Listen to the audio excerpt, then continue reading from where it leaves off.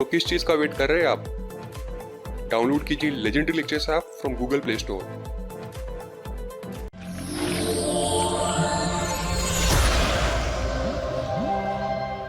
आप कभी शू की दुकान पे गए हैं तो आपने ऑब्जर्व किया होगा, अगर किसी के पैर का साइज बहुत बड़ा है, 10 नंबर का जूता पहनता है, तो शू की दुकान पर बहुत कम चॉइस अवेलेबल होगी। तो what is the reason behind it? Indian male का शू साइज अगर आप देखें तो 7 नंबर का जूता सबसे ज्यादा लोग यूज करते हैं, क्योंकि 7 नंबर सबसे ज्यादा इंडियन मेल का नंबर होता है। तो शू कंपनी क्या करती हैं? They use the concept of mode.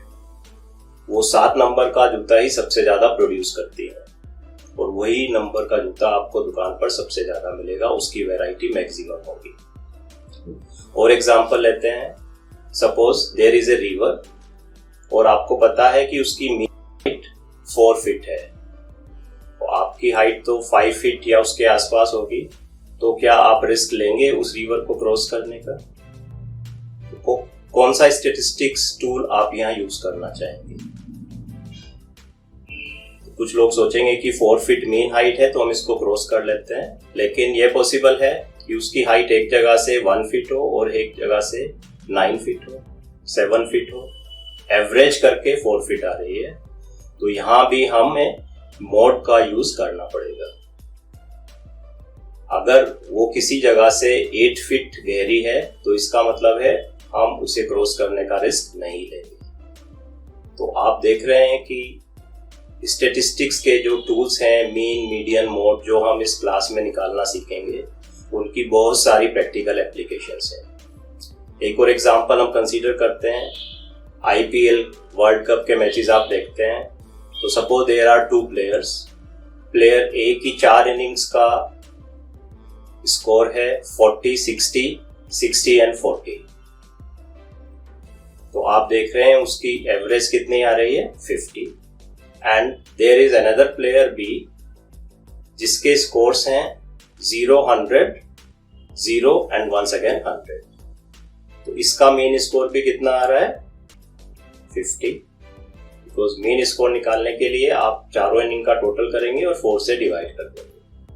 अब आपको ये दोनों ही प्लेयर्स की टीम फाइनल में पहुंच गई है, तो आपको डिसाइड करना है कि इन दोनों में से किसको चूज किया जाए। तो स्टैटिस्टिक्स में कुछ ऐसे टूल्स अवेलेबल हैं जो आपकी हेल्प करते हैं कि किस प्लेयर को आपको चूज करना चाहिए। तो आप देख रहे हैं कि एक प्लेयर कंसिस्टेंट है, वो कंसिस्टेंटली 50 के आसपास का स्कोर दे रहा है, and second player is very inconsistent. Sometimes he is scoring 100, sometimes he is scoring 0। तो statistics helps you in deciding. तो अगर आप सेफ खेलना चाहते हैं तो आप कंसिस्टेंसी की तरफ जाएंगे और आप प्लेयर ए को चूज करेंगे, because you are sure that his average score is 50 and consistently he is giving that score. But अगर आप गैम्बल लेना चाहते हैं तो आप प्लेयर 2 के साथ जाएंगे कि अगर वो चल गया तो जिता देगा, और अगर नहीं चला तो you lose the match. For example, अगर आपने शाहिद अफरीदी को देखा हो पाकिस्तान की तरफ से खेलते हुए, तो पीपल से इज ए मैच विनर। तो अब ऑन ए गिवन डे अगर वो अच्छा खेलता है तो वो मैच जिता देता है, बट अगर वो अच्छा नहीं खेल रहा है तो वो टीम उस मैच को लूज कर देती है। तो यहाँ आप माइन्यूटली अगर देखें तो आप देखेंगे कि स्टैटिस्टिक्स के कॉन्सेप्ट्स का यूज करके आपको डिसीजन लेने में हेल्प मिलती है। इसी तरह इन्वेस्टमेंट का है। आपने अपनी फैमिली में देखा होगा कि आपके पेरेंट्स शेयर मार्केट में या किसी दूसरे जगह इन्वेस्ट करते हैं, तो आप किस जगह इन्वेस्ट करेंगे? आपके पास 2 चॉइस हैं। एक चॉइस आपको कंसिस्टेंस रिटर्न दे रही है और दूसरी चॉइस आपको शेयर्स मार्केट में आप इन्वेस्ट कर रहे हैं। तो कभी आपका रिटर्न बहुत ज्यादा आ रहा है, कभी आपका रिटर्न बहुत कम आ रहा है, और इनफैक्ट कभी कभी लॉस भी हो सकता है। तो फिर से स्टैटिस्टिक्स का यूज करके आप डिसाइड कर सकते हैं। अगर आप सेफ प्ले करना चाहते हैं तो आप उस इन्वेस्टमेंट में जाएंगे जो कंसिस्टेंटली आपको एक मिनिमम अमाउंट पे कर रहा है, और अगर आप कुछ रिस्क लेने की पोजीशन में हैं तो फिर आप सेकंड कैटेगरी में जाकर भी इन्वेस्टमेंट कर सकते हैं। Statistics is also use. आपने देखा होगा कि हर 10 साल बाद गवर्नमेंट सेंसस करती है, वो आपके घरों में आते हैं गवर्नमेंट एम्प्लॉइज और वो तरह तरह का डेटा इकट्ठा करते हैं।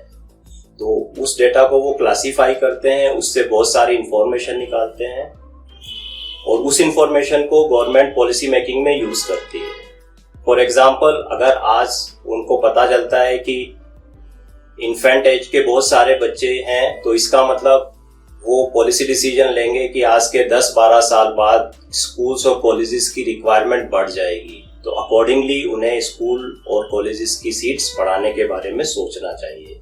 अगर सेंसस में उन्हें पता चलता है कि यंग एज के लोग ज्यादा हैं, तो suppose the category is of 40 to 50 years, then 20 साल बाद उन्हें पता चलेगा कि काफी सारे लोग 70 प्लस के हो जाएंगे और आप जानते हैं कि 70 ईयर्स के बाद बहुत सी बीमारियां लोगों को घेर लेती हैं। तो इसका मतलब है गवर्नमेंट को पॉलिसी डिसीजन लेना पड़ेगा कि वो हॉस्पिटल्स की नंबर ऑफ सीट्स को इंक्रीज करेगी। तो इस टॉपिक में क्लास 10th में हम मीन, मीडियन और मोड निकालना सीखेंगे और कुछ गिवन डेटा को कर्व्स की हेल्प से रिप्रेजेंट करना भी सीखेंगे। तो किस चीज का वेट कर रहे हैं आप? डाउनलोड कीजिए legendary lectures app from Google play store.